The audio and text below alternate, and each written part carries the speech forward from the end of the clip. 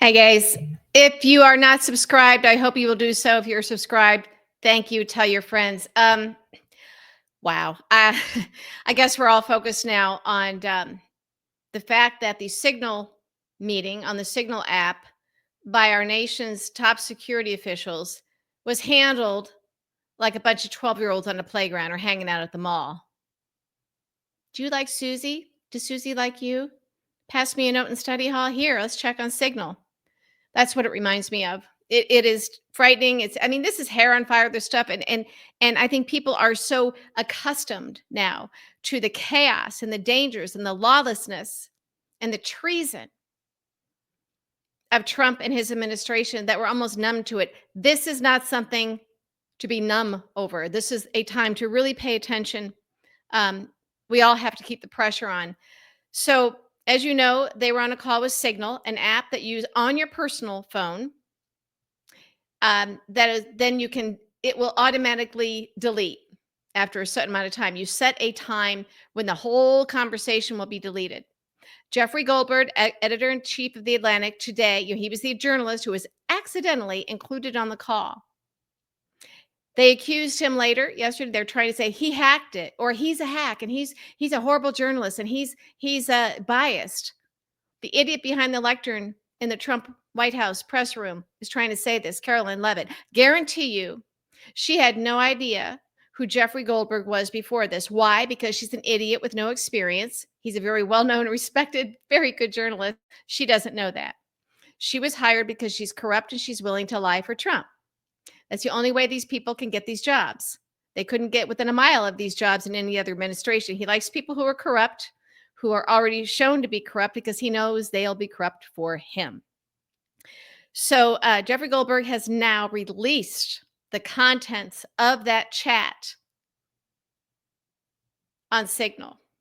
So now we know that Secretary of Defense Pete Hegseth lied. We know that Mike Waltz, the National Security Advisor, lied under oath to Congress. Same with Tulsi Gabbard. She's the Director of National Intelligence. She lied under oath to Congress yesterday. We know John Ratcliffe, the CIA director, lied under oath to Congress yesterday. This is going to get us all killed, literally. We know that Witkoff was at the Kremlin getting ready to meet with Putin when he was on the call, when he logged in. The Russia has all of this. He's Trump's personal, Middle East envoy. He's a real estate guy, little buddy of Trump's. This is how stupid these people are. They're not just corrupt. They're not just dangerous. They're not just traitors. They're stupid. They are dumb, dangerously dumb, putting our service members at risk. This is a level of breach that I can't even get my head around. And I know we say that often, but here's the thing. Democrats have to do better at fighting this.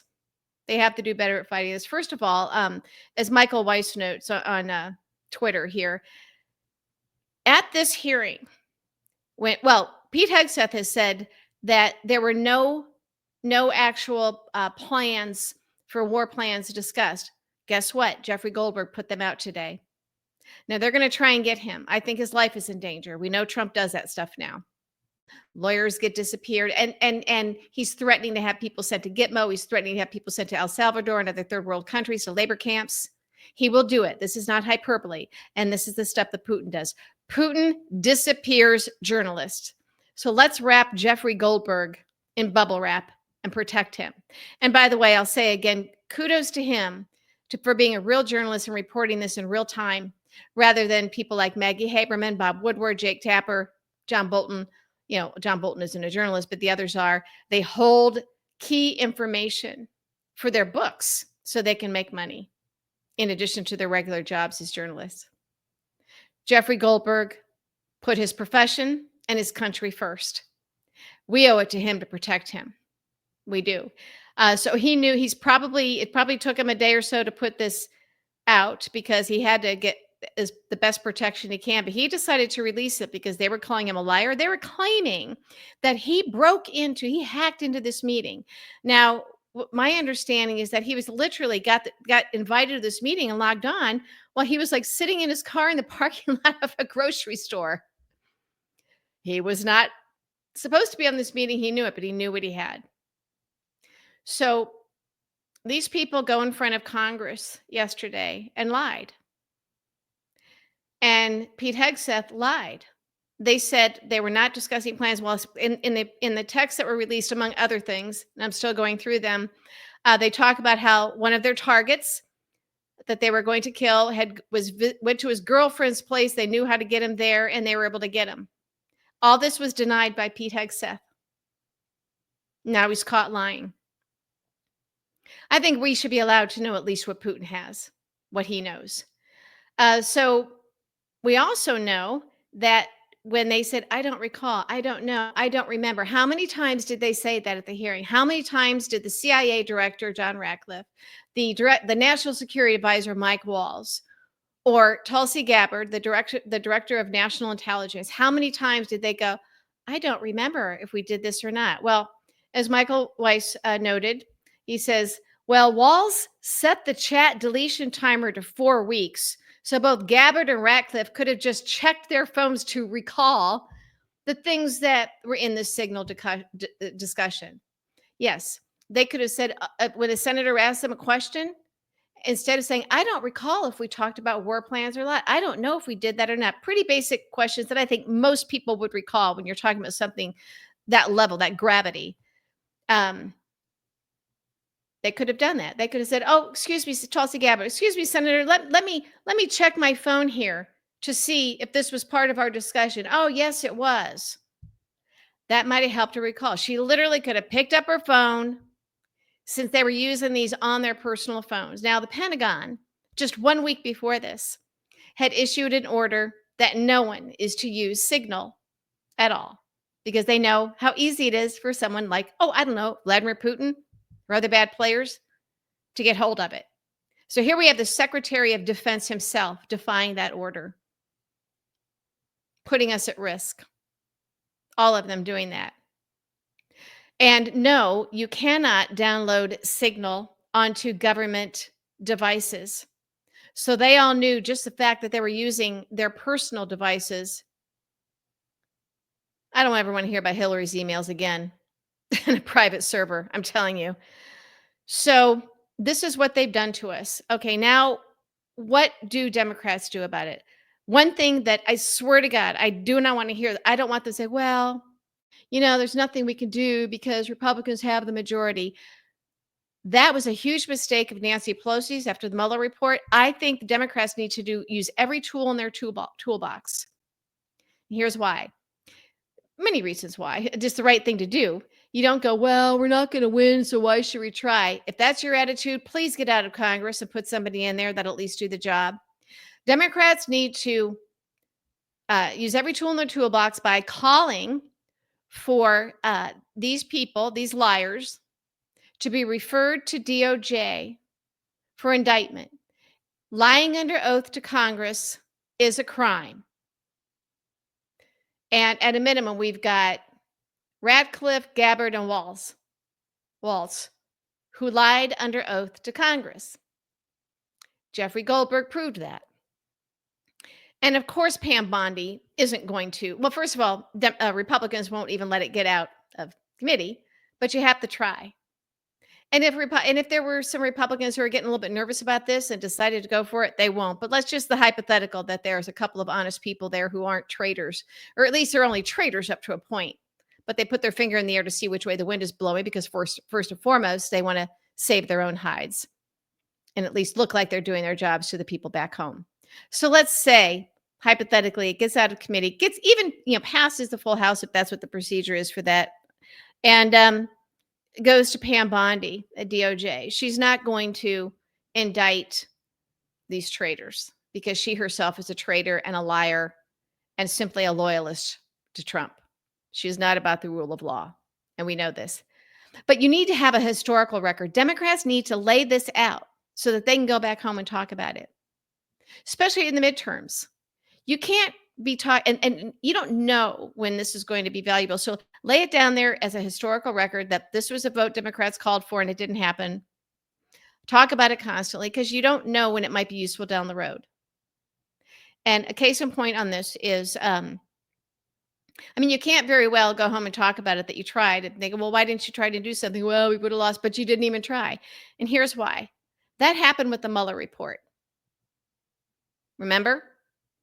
Robert Mueller sat there under oath and on C-SPAN and said, "Yes, Trump can be indicted for obstruction of justice once he leaves office because we're going to adhere to the OLC policy, the OLC memo." It wasn't law. They could have indicted a sitting president. Even now, they can indict the vice president and all these cabinet members who lied under oath. They can be indicted. They can be impeached. Well, they can be indicted. Yeah. Um, by DOJ, they won't be, but they can be. So you have to follow the rule of law and do everything you can within the confines. Or you can't just blow it off. It's like, well, the others are blowing it off, so we will too. So with Mueller, do you remember Nancy Pelosi said that she wasn't going to impeach him in the House? We'll just let the voters take care of it. He's not worth it. Well, he was worth it. He was the president of the United States. And he was a criminal and a liar and a traitor. And when she blinked, he instantly knew how far he could go. The guardrails were down. I think that he probably thought it wouldn't be that easy. I think historically, and I think the history books are going to show that this was the worst mistake Nancy Pelosi ever made. And it was a doozy. Because at that time, the Congress, the House and Senate was not full of MAGA. You had establishment Republicans that had to go along with Trump. He would have been impeached in the House, but a conviction in the Senate, 2/3, I'm not convinced that it wouldn't have happened. The Senate wasn't chock full of MAGA by then. And I think that there were enough Republican senators, and obviously there was enough evidence there. I mean, clearly Trump had committed obstruction of justice at a minimum. There was enough Republican senators there who were still establishment that I think would have been very relieved to have a reason to dump Trump that early on. Democrats whiffed. And what did that do? That meant that Trump could start calling it a hoax. And everybody says, oh, that whole Mueller report, the Russia hoax. If Trump was guilty, why didn't they do something? They didn't even try. They didn't even try. Kind of like what I've talked about before. Kamala Harris was a good candidate. And her message when she was running saying, I'm a prosecutor. He's a felon. I know his type. The problem with that is that Merrick Garland betrayed us and didn't do his job. If Trump was the felon, then why wasn't the AG for the Biden administration doing something about it? See, you can't talk the big game if you're not backing it up with actions, even actions that aren't going to go your way because traitors, Republican traitors in Congress won't do their jobs, the corruption. You still have to lay down your markers. This is not something that should go away. This issue is going to have legs for a long time. It needs to, and we need to make sure of that. But if Democrats don't at least go through the motions to hold these people accountable, at least introduce, we're going to refer these people to DOJ for indictment. Okay, fine. It won't work. Pam Bondi's not going to do it. Republicans aren't going to go along with it. But Democrats can't pretend that that's an excuse. It's not. It's not. It's really hard for people like us, people like me, to go out there and defend Democrats when they won't even try.